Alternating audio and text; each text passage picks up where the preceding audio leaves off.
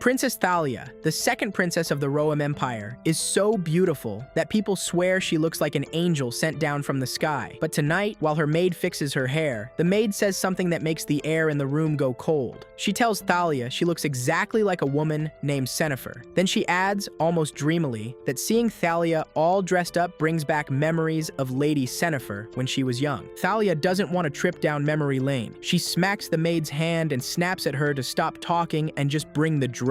That's when the maid drops a heavier line. This exact dress is the one her mother wore the very first time she walked into the imperial palace. It was made just for this night, just for Thalia. Surprised, Thalia asks if the maid's memory is really that sharp, and the maid lights up, more than happy to answer. She describes Lady Sennefer as something otherworldly, a woman so beautiful, she made people cry just by looking at her. Even the emperor himself, she says, couldn't take his eyes off her. Thalia's patience snaps. She orders the maid to finish dressing her and shut her mouth. But inside, Thalia's mind is racing. Tonight, she doesn't just want to look pretty. She wants to be the most stunning woman in that entire ballroom, more breathtaking than her own mother ever was. And there's a real reason behind this hunger. She wants every single eye in that room locked on her, so that nobody, not for 1 second, looks at a girl named Ayla. There's a wild, almost dangerous look in her eyes. Definitely not something you'd expect from a princess. Then, out of nowhere, rage takes over. Thalia smashes her mirror right in front of the terrified maid. In her head, she's replaying her mother's history with the emperor, and she calls it something filthy. "I'm bored of this broken mirror," she says coldly. "Bring me a new one." Her thoughts drift somewhere darker. Even after the old Empress Bernadette died and her own mother took the crown, there's a sin that was never washed away. As far as Thalia is concerned, that shameless sin will exist for as long as she's alive.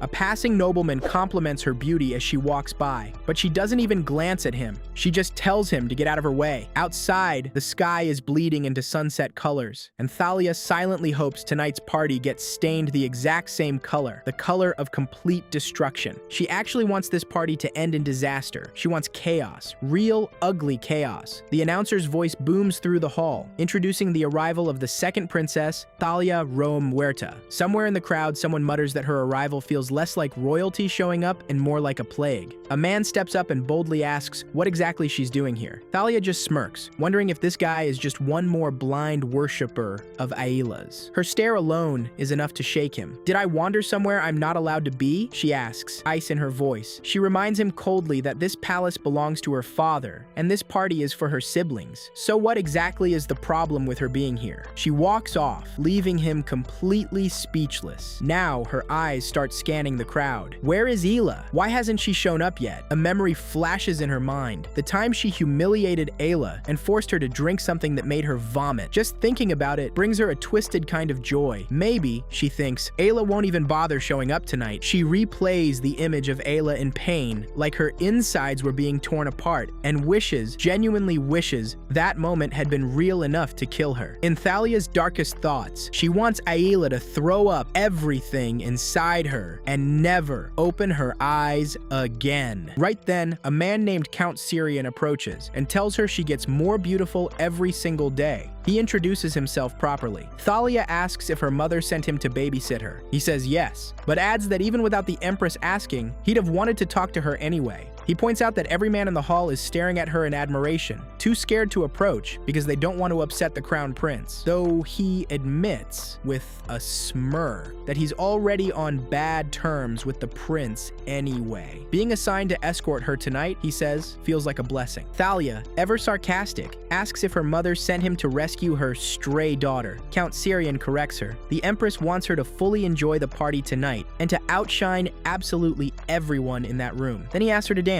Thalia figures everyone probably wants her gone, hiding in some dark corner. She decides she's not giving them that satisfaction. She accepts his hand. As they move across the floor, she notices something. This count is genuinely good at dancing. They glide together in perfect rhythm until the music gets cut off by the booming announcement of Crown Prince Gareth and first Princess Ayla's arrival. Count Syrian sighs, clearly annoyed at the interruption. The whole crowd rushes toward the twins to greet them. Thalia watches from a distance, silently telling herself not to care, refusing, at least on the surface, to be compared to either of them. The Count notices something. The twins are completely ignoring Thalia's presence. He suggests she go over and greet them first, just to be polite. Thalia's expression hardens, like she's already decided this was her plan all along. That's when Barcus Titus, captain of the Imperial Guard, steps forward to greet Crown Prince Gareth. The moment Ayla reaches her hand out toward him, something inside Thalia screams, "Don't touch him!" She remembers warning Ayla before, to keep her hands off Barcus. Count Syrian suggests they quietly slip away before things turn ugly. Thalia refuses. She didn't come all this way just to run, so she walks straight up to her siblings and the guard captain, greeting them with fake formality. "Dear brother, dear sister," she tells Ayla how happy she is to see her looking healthy again, considering how terrible she looked the last time they met. Ayla thanks her sweetly, saying she's much better now, all because of Thalia, and that's exactly what sets Thalia off. How can Ayla look at her with such calm, empty eyes? Like Thalia means absolutely nothing,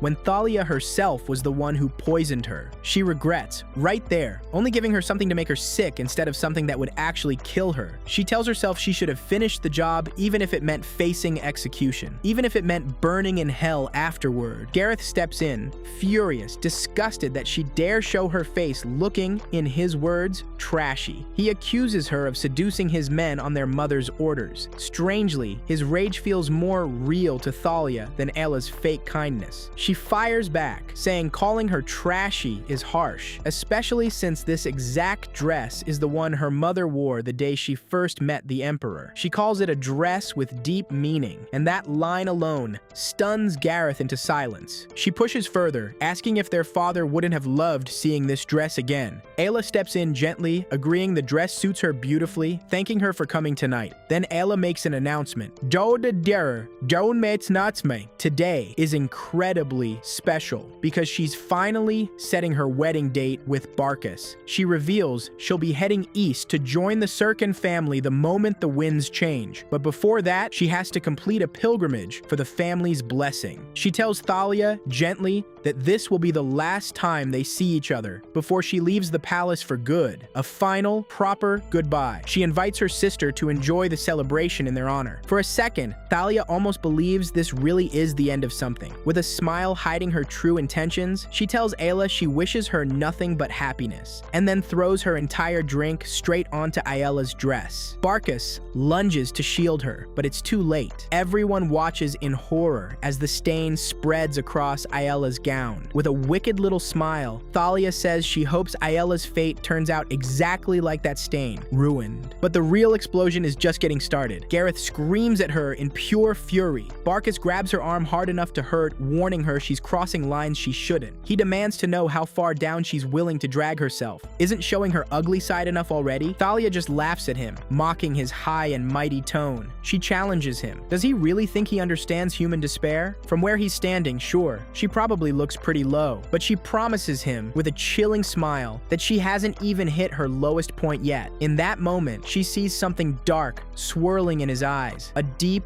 bottomless darkness, and somehow she just knows this man is going to be the one who eventually pushes her into it. So she decides something cruel and clear. If she's going to fall anyway, she's going to leave deep scars across his future on the way down. To her, ruining him feels like the only justice she'll ever get. A shaken Ayla asks Barcus to take her away to change. He obeys instantly. Thalia watches them leave, letting out a mocking laugh. Count Syrian advises her to leave the party right now, before things get worse. She refuses. Ayla invited her herself, and she hasn't had enough fun yet. The Count warns her, almost impressed by her nerve, that there's a beast glaring at her from above with murder in his eyes. And sure enough, Gareth is staring her down, his eyes burning with hatred. Exhausted from the confrontation, Thalia finally decides to leave the party, but the moment she reaches her carriage, someone shoves her inside, and it's Gareth, waiting for her. Shocked, she demands to know what's happening. He tells her, cold and cruel, that they can barely stand the sight of her. They've tolerated her for a long time, he says, and they'll keep tolerating her a little longer, but she needs to stop pushing. He grabs her violently, finally letting out all the rage he's been holding back, warning her that their patience has a limit, and she's testing it. He grips her throat until she coughs violently, his hand bleeding from where she fought back, while the servants outside watch in fear, helpless to stop a prince. Before slamming the door shut, he tells her to remember this moment well. Her mother's arrogance and her own existence as an illegitimate daughter will only be tolerated so far. Count Syrian rushes over, worried, asking if she's okay. Thalia just looks down at her own nails and quietly decides she needs to sharpen them again. Sharper this time, sharp enough to dig straight into bone.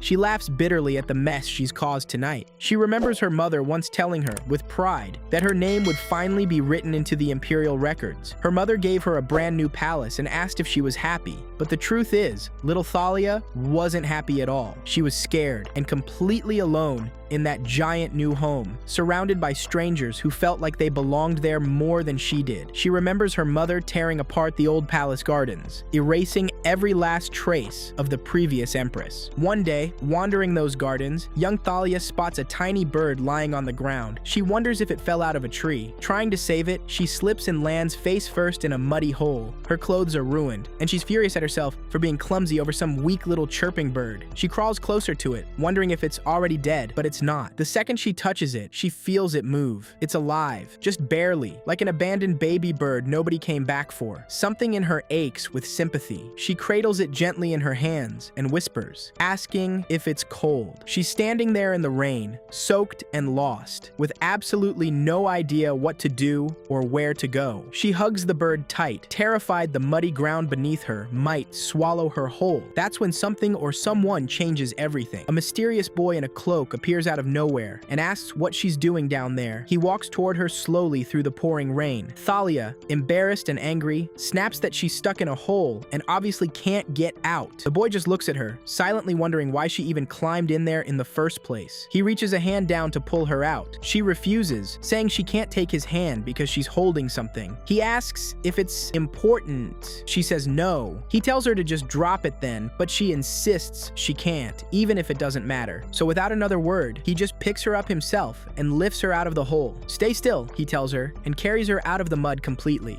Still trying to hold on to a little pride, Thalia tells him she'll reward him for helping her. She brags that she's the daughter of someone very important, and her people will prepare him a huge gift. The boy just calls her arrogant, completely unimpressed despite how young she is. Embarrassed and angry, she snaps that he's insulting the emperor's own daughter. He doesn't care. He just asks what she's holding. Is that a bird in her hands? He notices how dirty it looks from the mud, and casually says it was probably much prettier before. Then he takes her cold little hands in his own to warm them up, noticing just how freezing her fingers are. But before she can answer, her nanny's voice calls out from somewhere nearby. She tells the boy she has to go. He gently sets her down on the ground. The cold rushes back in, and she's alone again. She asks him to take the little bird with him. Her hands are too cold, she explains, but his are warm. He agrees and takes the bird carefully into his care. Worried, she asks if the bird will survive. He tells her, confidently, that it'll be just fine. She turns and walks away, but she can feel him watching her the entire time. She wonders why he didn't just leave already. Maybe, she thinks, he stayed just to make sure she got home safe. Her nanny finally finds her, grabs her by the arm, and scolds her for vanishing, and for looking so filthy right before she's supposed to meet the emperor. Thalia lies, saying she just slipped while walking. The nanny doesn't buy it for a second, but drags her off anyway. As she's pulled away, Thalia steals one last sad glance at the spot where she met the mysterious boy. Back in the present, the entire imperial palace is buzzing with excitement, and the reason why is about to change everything. The first princess and the crown prince are about to leave on their pilgrimage. It's tradition. Every descendant of the founding emperor Darian has to complete this journey when they come of age. Women go before marriage, men after turning 20. Since the twins were born on the same day, the empire is preparing one combined trip for both of them, and the man responsible for protecting them on the road, Captain Barcus. Thalia's mind drifts back to that rainy day again. She remembers waiting all evening for her parents to visit her. They never came. She regrets, deeply, never chasing after that boy. Ever since that day, she's wandered the gardens, hoping to run into him again, but she never did. She remembers exactly how cold she felt, and exactly how warm his hands were. She wonders if she imagined the whole thing out of pure loneliness. A servant snaps her out of her thoughts. It's time to meet the king. On her way, she glances out a window and spots a boy training with a sword in the courtyard. She recognizes him instantly. She asks the servant who he is. is. The servant explains he's one of the knights training to join the Imperial Guard, all sons of top noble families. Before she can point him out specifically, the servant rushes her along. The Emperor is waiting. Walking down that long, cold hallway, Thalia thinks bitterly about how little her father cares about her. She admits quietly that she hates him for taking her mother away from her and turning her into someone so distant. The Emperor greets her coldly and orders her to start learning proper imperial etiquette starting now. He doesn't even look at her while he says it. He tells her he's arranged several tutors for her lessons. She's stunned that he can look right past her, even though she's the spitting image of the woman he once loved. He orders her to be at the main palace before noon every day and tells her to work hard to catch up. As she leaves, one small thought lingers. Will that boy be training there again tomorrow? And sure enough, the next day, on her way to her lessons, she spots him training just as hard as before. She's sure now. This is the boy who pulled her out of the mud. From that day forward, she sees him every single time she walks to class. Eventually, she works up the courage to wonder what happened to that little bird she saved. Did he bury it or did it heal and fly away? She wonders if his eyes still hold that same silver crown she saw that day. Her mother suddenly interrupts, asking sharply what she's staring at so intensely. Flustered, Thalia tries to play it off like nothing, but her mother notices exactly where her eyes were locked, on the son of the Grand Duke of Sircon. And that's when things take a chilling turn. Her mother asks, in a strange, almost predatory tone, if she wants that boy. Thalia realizes with a jolt that the boy who saved her wasn't just any noble. He's the heir to the entire Grand Duchy of Sircon. Her mother repeats the question and tells her if she really wants him, she could simply hand him over to her daughter. But nothing, she adds coldly, comes for free. There's a price. Thalia would have to earn her parents' favor first. After hearing that, Thalia bolts, confused by her own reaction, wondering why she's running from a gift she should be excited about. She admits to herself that she used to crave her mother's affection every single night, but now she just wants to scream and refuse her lessons completely. The way her mother looked at her like she was measuring her worth terrified her. Back when it was just her and her mom, before all of this, she could handle anything. But now her mother is the Empress, a strange, cold, distant figure. Thalia feels lonely and frightened in this enormous palace, surrounded by people who feel like strangers. More than anything, in that loneliness, she just wishes someone would hug her. The next morning, she makes up her mind. She's going to find that boy herself. She wanders the entire palace, leaving the servants confused about where she's headed, searching every inch of the massive gardens. Her legs start to ache, blisters forming on her feet from all the walking. She nearly gives up, terrified she might never see him again. She asks herself why she's so obsessed with someone she's only met once, but then she remembers his kindness in the rain. He could have ignored her completely. He didn't. He stepped into the mud to save her, held her in his arms, looked into her eyes, and even took in a dying bird just because she asked him to. Right as she's about to turn back, her heart skips. She spots him walking in the distance. Pure joy floods through her. She follows him, calling out gently, hoping he'll stop, but he rushes off before she can even catch up. Little did she know, what she's about to witness will break her heart. Confused, she wonders where he's hurrying off to and chases after him. She hides behind a tree to watch quietly, and what she sees stuns her.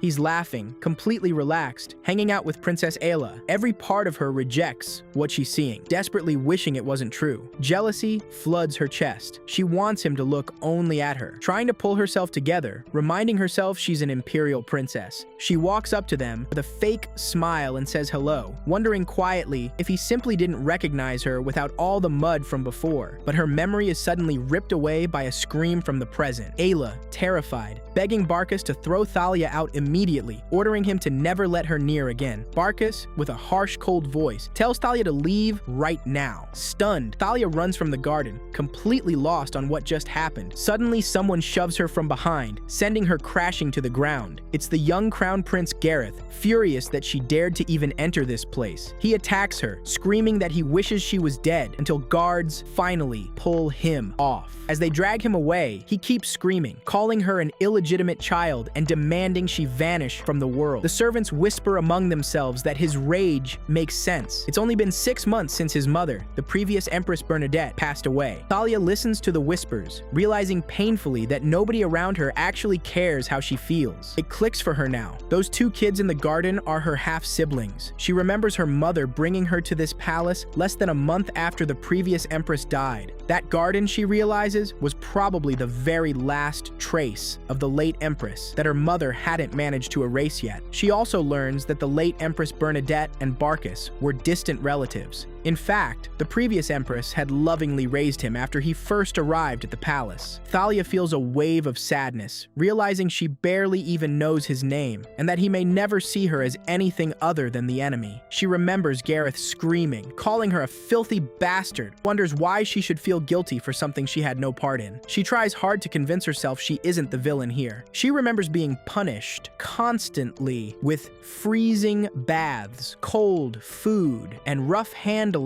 from the servants. Her mother used to reassure her that she was born from true love and that she shouldn't care what anyone else thought. But the servants mourned the late empress openly, saying she didn't deserve such a painful death, and they made sure Thalia knew often that she wasn't a real princess, just the product of a dirty affair. She took every insult in silence, suffering completely alone, while the bullying just kept getting worse. Then, one day, something strange happens. Her food arrives warm, plenty of it, prepared with care. There are suddenly more servants around her than usual. She wonders, almost hopeful, if they've finally given up on punishing her. Maybe they're starting to forgive her for simply existing. The food tastes wonderful, and for a moment, she feels pure joy. But that happiness doesn't last. She slowly realizes something is terribly wrong with her food. There's a disgusting dead rat mixed into it. She wonders in despair if loneliness itself is her real curse. Here she is, in the most luxurious place in the world, and she's still fighting just to eat safely. That same night, her mother visits unexpectedly, shocked by how miserable Thalia looks. She explains that the nanny made such a huge fuss that she had to come see for herself. Thalia breaks down crying in her mother's arms. Her mother discovers the awful truth. Thalia had survived on nothing but fruit and honey, secretly brought by her nanny, this entire time. Crying, Thalia begs her mother to make the servant stop hurting her, to make her strong enough that no one would ever dare hurt her again. What comes next is a gut punch. Her mother coolly asks why she should even bother helping her. She repeats the question, leaving Thalia frozen in shock and despair. Her mother reminds her that this entire palace, every servant in it, technically belongs to her. She scolds her for complaining like a child, telling her she's 9 years old now and should be able to handle her own problems, blaming her for letting small things get to her, despite being the emperor's daughter. Her mother sits beside her, thinking. She decides to try a different approach. She'll leave Thalia a personal guard, a man she spent years taming, promising he'll be incredibly useful if Thalia treats him right. Thalia rejects the offer outright, crying that she just wants her mother to stay. Her mother explains coldly that this entire mess started because of Thalia herself. She asks her, does she know why nobody dares put rats in her own soup? Why her bath water is always warm, her table always full? The truth lands hard. People don't hurt her mother because they fear her. Some even respect her. Sure, some despise her quietly, but they never see her as easy prey because she carries a majestic, almost terrifying presence. Her mother warns her, strong, beautiful things become targets of jealousy and fear, but weak, beautiful things become easy prey, especially inside these palace walls. If Thalia doesn't want to be crushed by the monsters lurking in her future, she has to stop showing weakness right now. A simple, brutal truth settles into young Thalia's mind. The weak have no one to protect them. Their fate is to be crushed. That phrase, the weak are crushed, burns itself into her, becoming the one rule she'll live by from now on. She realizes her mother was right. She had been weak because she carried herself like she'd done something to deserve all this suffering. She remembers every timid gesture, every scared look, every shaky word, and understands now that the moment she started acting like she deserved respect, people began treating her differently. They could sense, instinctively, that she would finally fight back. The next morning, she looks in the mirror and barely recognizes herself. Thin, sickly, like that dead rat from her food. When her maid arrives to help her, Thalia coldly refuses her. She turns and yells at her old nanny, announcing boldly that from now on, only her personal nanny will care for her, and orders the maid out. When the maid hesitates, Thalia coldly asks if she's disobeying the Empress's own orders. The maid leaves, baffled by the sudden change in the little princess. Thalia orders her nanny to stay sharp and do her job properly, and to demands to be addressed as Your Highness from now on, threatening to slap anyone who dares call her my lady again. Right then, a mysterious young man arrives, and Thalia wonders if this is the capable guard her mother mentioned. She calmly tells him to follow her. In the dining hall, she orders food to be served. What's hiding inside her food this time will shock everyone. When it arrives, there's a dead bird inside. She orders the maid responsible to sit beside her. The maid refuses, claiming she's too busy. Without hesitation, Thalia hurls her drink straight at the maid's face, accusing her of disrespecting a direct order. She orders the new guard to force the maid into the seat beside her, right now. Terrified and bleeding from the impact, the maid is shoved down by the guard. With chilling calm, Thalia tells the bleeding maid she'll feed her personally, to truly appreciate her hard work preparing meals. With innocent, almost sweet eyes, she orders the maid to eat. When the maid hesitates, Thalia's gentle smile twists into pure fury, screaming at her to eat right now. The guard forces her down into the chair as she begs for forgiveness, swearing this will never happen again. After that day, everything changed. The bullying stopped completely. People started treating her with extreme caution, and rumors began to spread, some calling her evil for what she did to that maid, others whispering that a snake's bloodline had slithered its way into the imperial palace. Around this time, the Empress finally visits her daughter again, warmly praising her beauty and apologizing for being too busy to see her.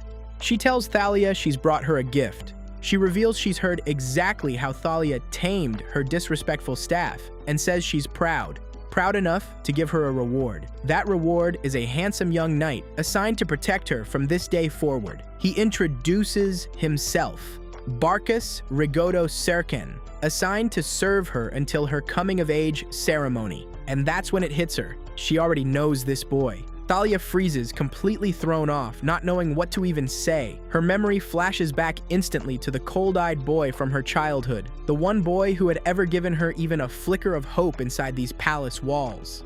The story jumps back to the present, to the Rome Empire, where Princess Ayla is reflecting on how much more human Barcus seems now compared to the boy she first met, someone as emotionless as an empty shell of a person. She remembers him, arriving at the palace as a young boy, his emotions stripped away through brutal, almost cult-like training under the priests. The late Empress tried to shield him from it, but by then, he had already lost most of his basic human desires, even the will to eat or sleep, moving only when ordered to. Ayla knows that once his current duty as guard captain ends, Barcus will step away to become Grand Duke himself. She notices he's always respectful, and sometimes she even senses a flicker of affection from him.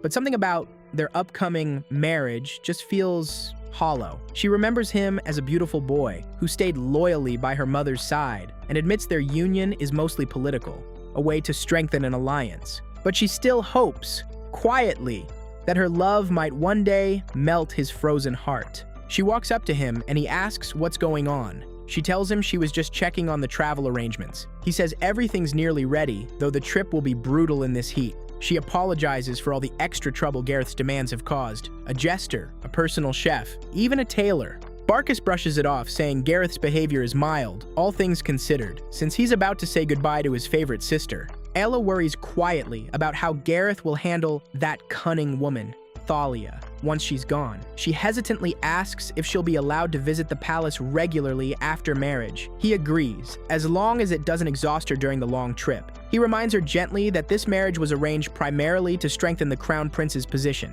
She thanks him for understanding, then hands him a handkerchief she embroidered herself with the Serkan family crest, as tradition requires. Barcus insists he doesn't deserve something so meaningful, but accepts it, promising to treasure it, and she blushes. Their moment is cut short by a guard summoning Barcus to see the Emperor right away. Ayla immediately suspects the Empress is up to something. She fears the Empress is trying to drive a wedge between Gareth and Barcus, and decides to follow him to see what's really happening. In her thoughts, she recalls an old story. Two brothers who lived in peace, until a demon who hated goodness tossed a giant pile of gold between them, blinding them both with greed until they turned on each other.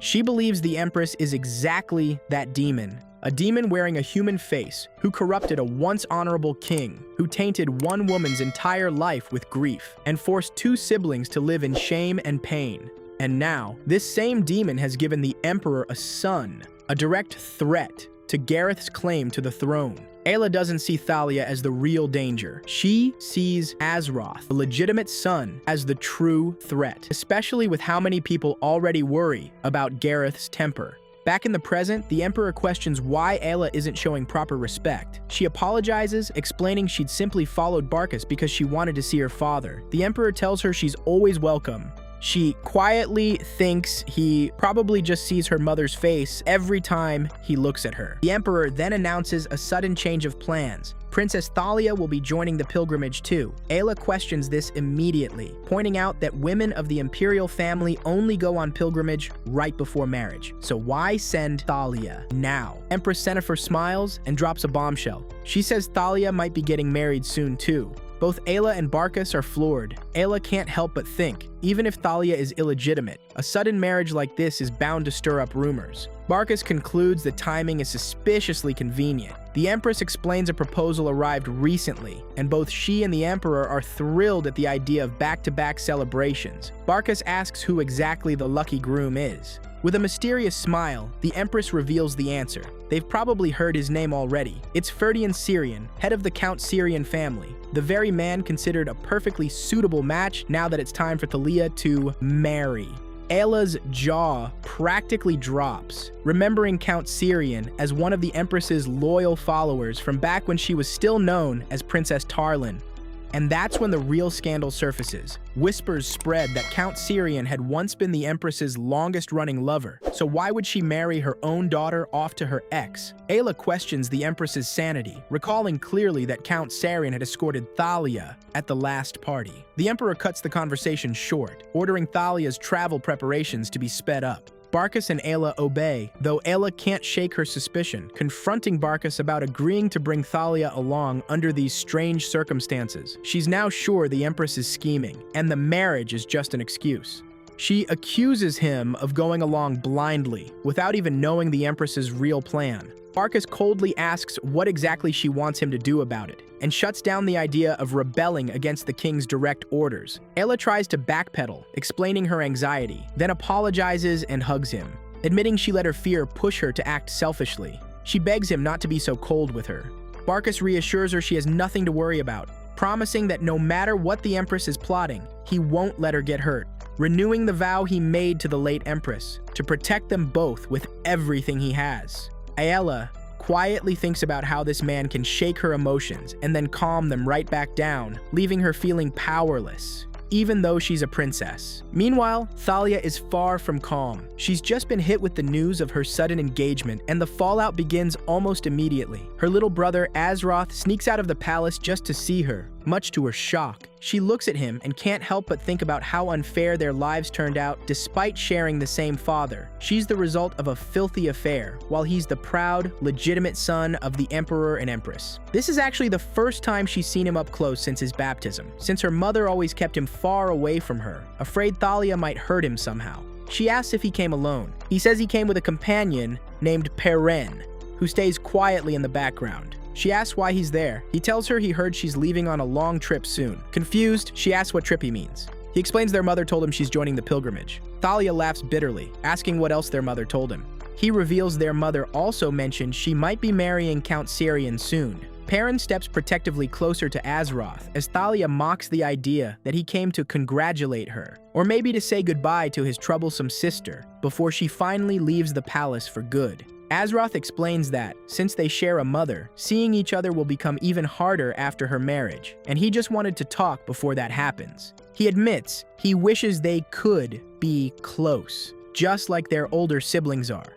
But all Thalia can picture is the perfect little portrait, the Emperor, the Empress, and their golden, beloved son, and how worthless her own existence feels next to it, like a stain that needs to be scrubbed out. She coldly asks if he expects her to spend her life serving him the way Ayla serves Gareth. Shocked, Azeroth denies that was ever his intention.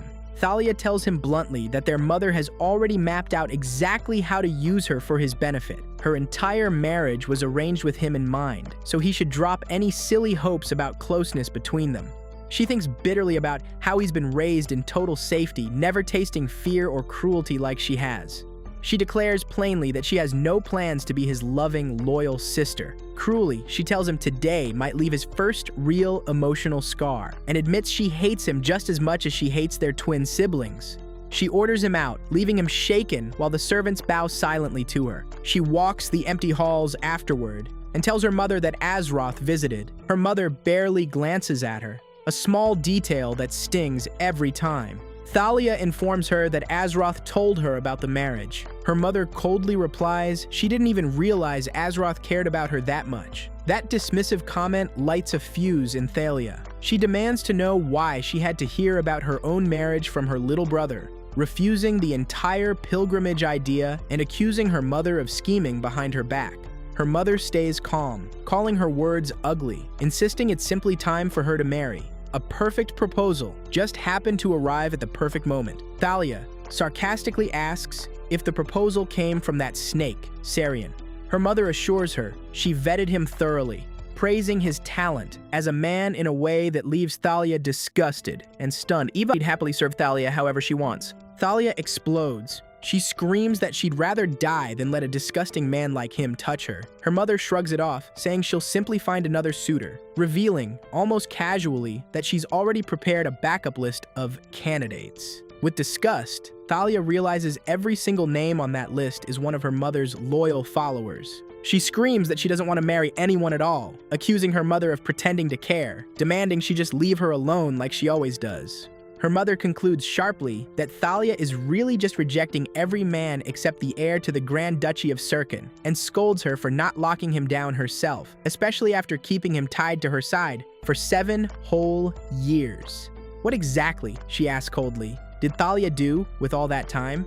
She tells her she's known everything all along, that the man Thalia actually wants is about to belong to someone else, and asks if she's just going to watch it happen in silence. The Empress insists this entire plan was for Thalia's own good, offering her 2 paths out of her misery. Path 1, take the man she wants by any means necessary. Path 2, settle for someone acceptable and fake happiness to save her pride. She admits she chose the first path herself and got exactly what she wanted. If Thalia lacks the nerve to fight for what she wants, she says, choosing a decent alternative is a fair compromise. She declares this trip as Thalia's final chance to pick her path wisely. Thalia just scoffs, refusing to believe any of this was ever done for her benefit. Imperial Knight Edric Rowan stares in disbelief at the sheer mountain of luggage Thalia is preparing to bring on this trip. She asks if he has a problem with it. He says he understands her need to maintain her dignity as royalty, but still calls out the hundreds of dresses and jewels as completely excessive. Thalia, annoyed by this new knight's casual tone, defiantly tells him she plans to change outfits 10 times a day, not just 5. Riding in a dusty carriage all day is dirty work, she explains, and she refuses to wear soiled clothes even for a second. In her head, though, she admits none of this extravagance is even enough to outshine Ayla, and she briefly considers just stealing her diamond necklace outright. She even wonders if she should swipe Ayla's entire jewelry box, knowing her mother secretly wants Ayla's engagement ruined anyway. She remembers how Gareth once forced her to shrink her own entourage, while her mother forced loyal spies onto her staff instead. She never wanted servants in the first place. She just refuses to look smaller than Ayla, who travels with a giant entourage and some bizarre dwarf companion. She decides, right then, to march straight to the Empress's palace and grab those jewels for herself. Meanwhile, Edric tells Barcus they'll need an extra luggage carriage because Thalia clearly isn't ready to leave. Barcus watches the chaos unfold and steps in, telling her their route passes through 6 major cities where she can buy whatever she wants, so she should just drop the unnecessary bags. She refuses, insisting he has no idea what she might need. He insists it's just clothes and jewelry, and she'll have plenty of shopping chances along the way. He just doesn't want to exhaust the servants before the trip even starts. She accuses him of trying to make her look like a shallow, frivolous princess on purpose, just to compare her unfavorably to Ayla. Barcus coldly asks since when she's cared about her reputation, pointing out that nobody even bothers comparing her to the first princess, so she should spare herself the pointless worry. Furious and humiliated, she tries to slap him, but he catches her arm before it lands. He orders the guards to keep only the essentials and unpack everything else. She demands he let go, but he ignores her completely, telling the guards they're leaving in 15 minutes. Wincing in pain as she tries to break free, she screams at him, demanding to know who gave him the right to give orders, shoving him hard, reminding him he's not the Grand Duke yet, just a lowly imperial guard who has no right to speak to a princess like this. He ignores every word and orders his men to unload her luggage anyway. They obey instantly, and that's the moment it really sinks in for Thalia. The future Grand Duke's orders carry more weight than her own, proving painfully that she's a princess in name only. She threatens to hang every servant who dares touch her belongings, but Barkis just drags her away by force and throws her into the carriage, ordering her to sit and be quiet. Furious and humiliated, she imagines that if she were treated as a real princess, none of this would ever happen. Certain Ayla would never be handled this way. Barkis takes the slap she finally manages to land, treating it as fair payback for grabbing her without permission. He coldly tells her he has zero intention of putting up with her tantrums anymore, leaning in to remind her he isn't her royal guard anymore. He slams the carriage door shut, leaving her seething inside. She thinks bitterly that, in the old days, she'd have stepped out and punished every servant herself on the spot. But now, she knows Barkis won't let her get away with that anymore. And just like that, a journey destined to be a nightmare officially begins. Sitting alone in the carriage, Thalia wishes this entire procession would just drive straight into hell, wanting the whole thing, everyone in it, to be buried together. The narration explains the pilgrimage retraces the footsteps of the founding emperor, Darien, winding alongside the Silviska River. A map flashes by, showing the continent back when it was split into 10 separate kingdoms. We get a quick history lesson. Darien fled an invasion by the Balto kingdom and was taken in by his uncle, the Duke of Valander. He went on to unite the Assyria tribes, gather allies, and eventually conquer all 10 kingdoms to forge one single empire. This pilgrimage honors 20 brutal years of war that built this empire. And it's also a chance for the people to see the emperor's descendants in person, a display of imperial dignity and strength. The crowds cheer wildly for Prince Gareth, showering him with blessings. Princess Ayla receives the same loving welcome. The people bless Darien's bloodline with genuine admiration. But while the twins are celebrated, whispers swirl around Thalia's carriage, people calling her the bastard child, spreading rumors about her violent temper, claiming she beats servants to death without a second thought. Knight Edric asks if she'd like to open her curtains and greet the people. She stays silent, curtains shut tight, leaving him to assume she's still sulking over their earlier fight. He thinks almost pityingly that with a face like hers, she could easily win the crowd over, if only she had any tact at all. If she were just a little kinder, he thinks, plenty of men would hand her everything she wanted, yet she seems to choose being hated. He wonders how many guards have quit over her temper already, figuring Barkis must be some kind of saint for putting up with her for 7 straight years. Later, while preparing the campsite, a fellow knight tells Edric they'll start setting up soon. He's stunned to see Thalia fully dressed up in an elaborate outfit, even though they're just about to eat dinner and camp for the night. Confused, and honestly captivated by how stunning she looks in the sunset light, he asks why she's dressed like this. She tells him flatly that she doesn't like this campsite, surprising him, and orders him to move it. He thinks, annoyed, that she's right back to her difficult ways the moment he lets his guard down. He explains the location was chosen by the guard for security reasons and can't simply be changed now. She ignores all of it, repeating that she gave an order and he should just obey. He reminds her that all decisions on this journey belong to Barkis. She decides then that all she really needs is Barkis's permission and storms off to find him, leaving Edric wondering if she'd been hunting for an excuse to start a fight from the very beginning of the trip. She complains about everything along the way, being too close to the water, too close to the forest, the bugs everywhere. Edric tries to explain the forest acts as a natural barrier against larger monsters, but she just keeps complaining about bug bites and the noise of birds and insects. Edric feels dizzy trying to reason with her, asking her to simply adjust to camping like everyone else has to. She refuses, insisting nobody can just search for a new spot over something petty. And he tells her flatly that everyone's exhausted, urging her to drop the childish behavior and go rest. She slaps him across the face for daring to give her orders. reminding him she's the Emperor's daughter and everyone here exists to serve her. She grabs him, warning that if she orders him to walk through the night, that's exactly his fate now. She orders him to drop the attitude and back off. Edric, fed up, almost wishes he could just throw her in the carriage like Barcus did, realizing how miserable life is without any backup of his own. He wonders if he'll survive her tyranny until this trip is over. Meanwhile, Thalia suspects her mother has planted spies among the servants traveling with them, theorizing her mother might be plotting to dismantle Gareth's entire support base. If Barcus is the target, she figures, separating the camps might keep those spies from scheming all night undisturbed. She marches to his tent to confront him about his knight overstepping by blocking her plans. But she's caught off guard, barging in to find a shirtless Barcus drying off after washing up, completely unbothered by her sudden anger. Flustered, seeing him so unguarded, an old memory flashes, the time she pushed him into a lake when she was 14.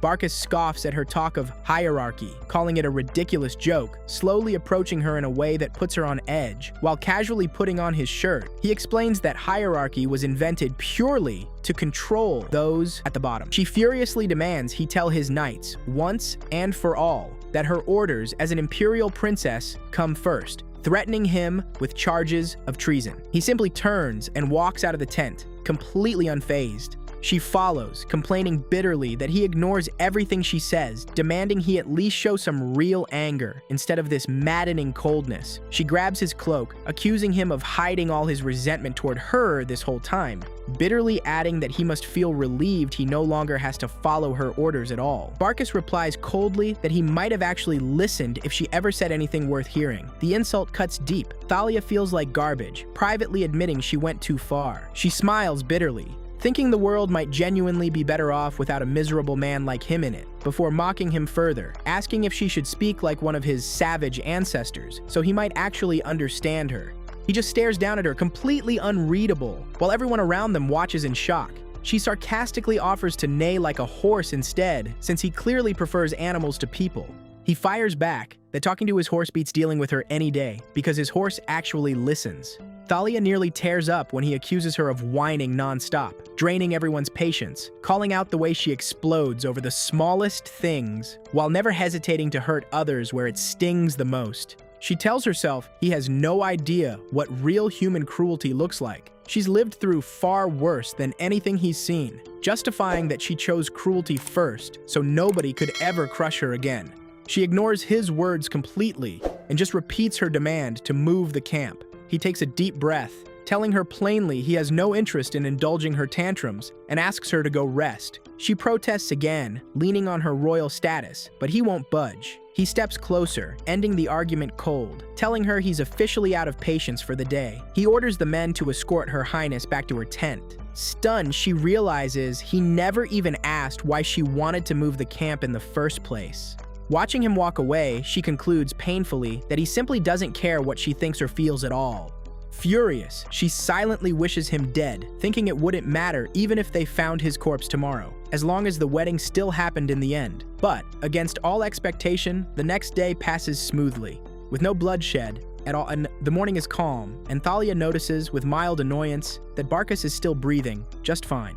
The procession rolls through the small town of Sordika, heading north, while a maid attends to Thalia inside the carriage. She sits there, gripped by suspicion about the entourage her mother sent along, convinced that wherever her mother goes, sinister plots follow like shadows. She wonders, almost confused at herself, whether she's actually scared of those plots or secretly looking forward to them. Watching Barcus and Ayla together from her window, she wishes, bitterly, that they were both dead, thinking it might be easier to just see his corpse instead of this. That night, something strange pulls her out of bed. She wakes in the middle of the night, gripped by sudden terror that something might have happened to Barcus while he slept. The anxiety drags her out into the dark to check if he's still breathing. She sneaks through the forest in just her nightgown, driven by a feeling she can't even explain to herself, frustrated that this strange attachment keeps growing inside her like some malignant tumor, no matter how hard she tries to rip it out. She looks up at the sky, desperately wondering how to cure this sickness. Eventually, she gives up and decides to head back without finishing her walk until a familiar voice stops her cold. She spots Ayla approaching Barkas in the dark and hides behind the trees to watch. Barkas gently wipes Ayla's feet after she dips them in the water, warning her the night air is too cold. Thalia steps back, heartbroken, accidentally rustling the bushes. She collapses to the ground, imagining the look of disgust her mother would give her seeing her like this. Pathetic, hiding in the dirt. She remembers her mother's brutal choice. Take the man she wants at any cost or accept defeat. Lying there, she admits painfully that she simply doesn't have it in her to be as cruel and emotionless as her mother, silently praying for this agonizing feeling to end. She wanders aimlessly through the trees until Edric's voice cuts through her thoughts, calling out for her. He runs over, scolding her for sneaking off alone despite every warning. He freezes, shocked by the lifeless, broken look in her eyes, anxiously asking if she's hurt. She doesn't answer. He reminds her of his duty to protect her. Back in the carriage, Thalia thinks, almost amused, that anyone watching this night would assume he's genuinely worried about her. He escorts her back, explaining he was under strict orders not to let her out of his sight for even a second. She glares at him, accusing him of blaming her for his own carelessness while he was busy zoning out. She slams the carriage door, accidentally smashing his fingers caught on the frame. He groans, asking how she could be so careless, but she simply ignores him, closing the curtains, reminding herself of the very first lesson she learned in this palace. Ignore the noise. If she actually listened to every cruel word said about her, she'd have lost her mind a long time ago. Finally, the pilgrimage procession arrives at a massive, beautifully decorated cathedral, where the abbot is already waiting to welcome them. As Gareth rides up, he wonders aloud if the abbot might be a demi-human, given his unusual appearance. Abbot Vasilis confirms it himself, explaining demi-humans aren't rare in this northeastern region at all. Vasilis warmly welcomes the Crown Prince's procession to the Holy Land of Mortawen. Gareth expresses pure excitement, finally standing on the land where his grandfather, the great Emperor Darian, won his very first victories. He requests the imperial blessing for himself and his sister, which the abbot happily grants. Vasilis offers his own private residence to ease the exhaustion of their long journey. Gareth considers it, especially since they've already prepared a massive welcoming banquet. He decides staying at the abbot's residence, instead of the standard pilgrim quarters, would actually look like the smarter political move, and accepts the offer after Barkas leaves the final call up to him. Gareth tells Barkas to take extra care of Ayla, since this is her first time traveling so far, and she might struggle with the unfamiliar conditions. Barkas nods respectfully, accepting the duty of watching over his future wife. Gareth watches him, silently wishing he'd show Ayla even half the devotion he shows his own horse. He notices Thalia stayed completely silent in her carriage the entire trip, almost like she was terrified her neck would snap if she stirred up trouble. That evening, Gareth enjoys a glass of wine, praising the luxurious lifestyle of the region's nobles. While he bathes, a servant informs him the banquet downstairs is fully ready. He heads to the grand decorated hall, where Barkas is already speaking with a group of monks. Watching him, Gareth thinks about how hard it is to trust someone so guarded, even though Barkas has never once disobeyed an order. Gareth asks where Ayla is, and Barkas explains she's exhausted from days of camping and is resting in the priestess's quarters instead of attending the banquet. Gareth scolds him for not taking better care of his fiancée, but Barkas calmly insists he always looks out for her and that she's resting comfortably, no need to worry. Gareth feels a flash of annoyance, thinking Barkas doesn't appreciate the treasure he's about to marry, treating her only slightly better than he treats anyone else.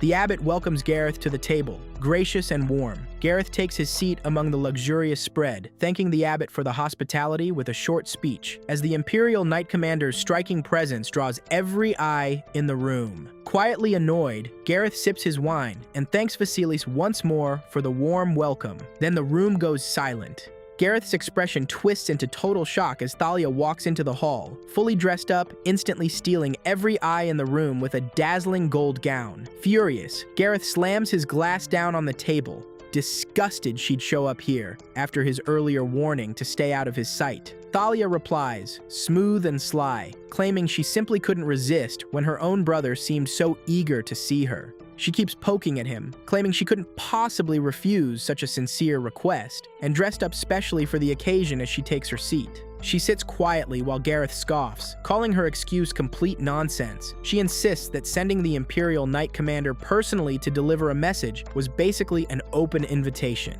and it's only proper to meet the Crown Prince's expectations when he asks for something so seriously. She mockingly asks if he's happy to see her. He says he was before she actually showed up, so she takes that as confirmation her appearance was worth the trip. Shaking with rage, he wonders just how long she plans to keep testing his patience. She acts hurt by his harsh words, claiming innocently she did nothing wrong, just accepted an invitation that was given to her, even turning to the abbot to ask if Gareth is being too harsh on his sweet little sister. That's when Gareth grabs her wrist hard, throwing a sharp insult her way, furiously warning her about the consequences of dragging the imperial family's name through scandal, telling her to satisfy her cravings out of public sight. She gives him a defiant look, wondering silently what he could possibly do to actually stop her, taunting him with a smile, claiming his threats only make her want to live up to his worst expectations even more. Gareth completely snaps. He raises his glass for a toast, thanking the abbot, while Thalia sits there looking utterly bored. Barkis, almost on instinct, grabs her reddened wrist, telling himself it's just basic courtesy toward a guest.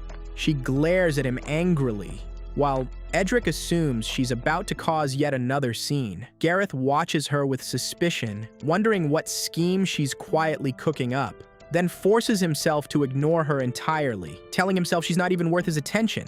Privately, he swears he'll erase her existence from the world the day he becomes emperor.